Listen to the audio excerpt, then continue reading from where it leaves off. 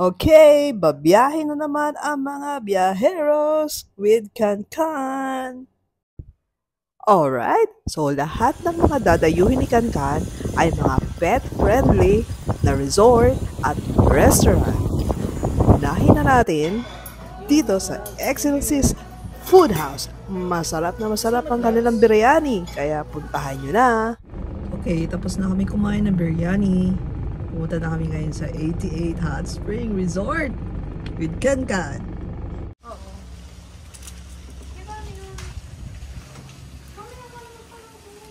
Napakaganda ng paligid. Hindi mo akalain na ganito kalaki sa loob ng 88 Hot Spring. Maganda rin ang kanilang mga rooms. Pwede rin ipasok ang inyong mga alaga. Naku, Kankan! Kankan, wait, don't! Kahit saan, pwede niyong dalhin ang inyong pet. Pwede kahit sa garden. Walang bawal kung saan pwedeng dalhin ang pet. So, lahat pwede yan.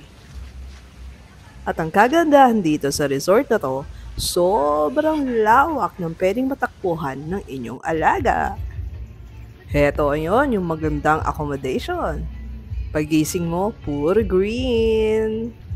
Ang ganda, puro bundok dito sa loob. Marami din kayong makikita dito mga Instagrammable spot. Video to. Marami rin silang mga iba't ibang klaseng hot spring na pool.